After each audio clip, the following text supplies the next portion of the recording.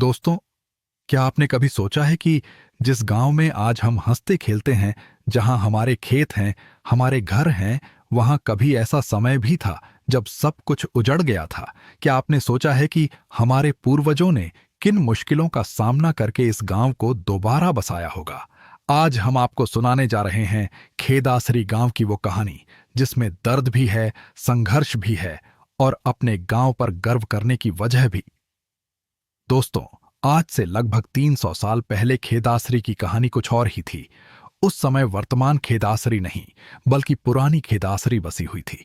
बुजुर्गों के अनुसार उस दौर में भयंकर अकाल पड़ा, धरती फट गई, खेत सूख गए, जोहड़ों का पानी खत्म हो गया और पशु पक्षी तक पानी के लिए भटकने लगे। जिस गांव में कभी चूल्हों का धुआं उठता था, वहां सन्नाटा छा गया। लोगों के सामने सबसे बड़ा सवाल था, जिंदा कैसे रहें? आखिरकार वह समय आया जब लोगों को अपनी जन्मभूमि छोड़नी पड़ी। सोचिए दोस्तों, जिस मिट्टी में बचपन बीता हो, जिस आंगन में पीढ़ियां बड़ी हुई हों, उसे छोड़कर जाना कितना दर्दनाक रहा होगा। लेकिन हालात के आगे इंसान मजबूर था। फिर समय ने करवट ली। साल 1731 में एक ऐसा व्यक्ति सामने आया जिसने हार नहीं मानी। उनका नाम था जीवनाराम कसवां। उन्होंने वर्तमान खेदासरी गांव को बसाया। जहां वीरानी थी, वहां फिर से उम्मीद जगी। जहां सन्नाटा था, वहां फिर से लोगों की आवाजें सुनाई देने लगीं। और यहीं से शुरू हुआ हमारे गांव खेदासरी का नया इतिहास।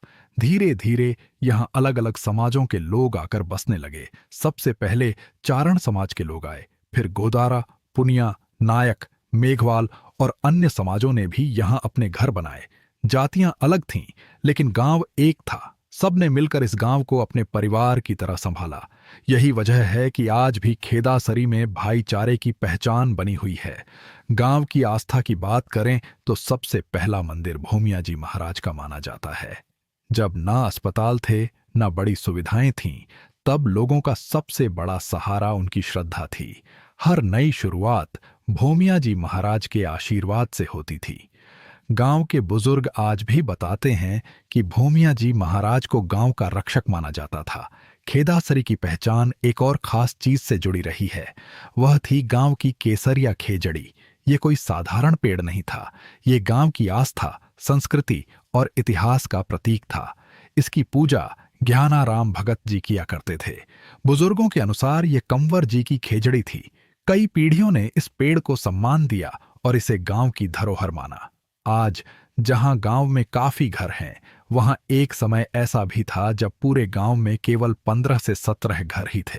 कच्चे मकान, रेत भरी गलियां और संघर्ष से भरी जिंदगी। लेकिन उन लोगों में एक चीज की कमी नहीं थी, हौसला। उनके पास साधन कम थे, लेकिन इरादे बहुत बड़े थे। उस समय गांव में केवल 2 पुराने जौहड़ थे। वही गांव की जीवन रेखा थे। बरसात अच्छी हो जाए तो साल अच्छा निकल जाता था। अगर बारिश कम हो जाए तो पूरा गांव चिंता में डूब जाता था। आज जब हम नल खोलते हैं और पानी आ जाता है, तब शायद हमें अंदाजा भी नहीं होता कि हमारे पूर्वज पानी की एक एक बूंद के लिए कितनी मेहनत करते थे। गांव की मुख्य फसलें थीं बाजरा, ग्वार और मोठ। किसान सुबह सूरज निकलने से पहले खेतों में पहुंच जाते थे। धूप कितनी भी तेज हो, आंधी कितनी भी बड़ी हो, वे मेहनत करना नहीं छोड़ते थे, क्योंकि उन्हें पता था कि उनकी मेहनत ही उनके परिवार का भविष्य है। उस दौर में गांव के सबसे संपन्न व्यक्ति राव जाट माने जाते थे। उनके पास बड़ी संख्या में भेड़ बकरियां थीं। आज लोग पैसों से अमीरी मापते हैं, लेकिन उस समय पशुधन ही असली दौलत माना जाता था। जिसके पास ज्यादा पशु होते थे, उसे गांव का समृद्ध व्यक्ति माना जाता था। गांव के 2 प्रसिद्ध कुएं थे, खारा कुआं और मीठा कुआं। ये केवल कुएं नहीं थे, ये गांव की जिंदगी थे। यहीं से पानी आता था, यहीं लोगों की मुलाकातें होती थीं और यहीं गांव की कई कहानियां जन्म लेती थीं। खेदासरी के लोगों की आस्था हमेशा राउतसर क्षेत्रपाल धाम और पल्लू धाम से जुड़ी रही है। इन धामों के मेले केवल धार्मिक आयोजन नहीं थे, ये लोगों के मिलने, खुशियां बांटने और अपनी संस्कृति को जीवित रखने का माध्यम थे। दोस्तों, आज हम जिस खेदासरी को देखते हैं, वह एक दिन में नहीं बना। इसके पीछे हमारे पूर्वजों का संघर्ष, त्याग और अनगिनत कठिनाइयां छिपी हुई हैं। उन्होंने अकाल देखा, उजड़ना देखा, मुश्किलें देखीं, लेकिन कभी हार नहीं मानी। अगर आज खेदासरी गर्व से खड़ा है, तो उसकी नींव उन लोगों ने रखी है जिन्होंने अपने खून पसीने से इस धरती को सींचा। और यही वजह है कि खेदासरी सिर्फ एक गांव नहीं है, ये हमारे पूर्वजों की मेहनत, हमारी पहचान और हमारे गौरव की कहानी है। जय खेदासरी, जय राजस्थान।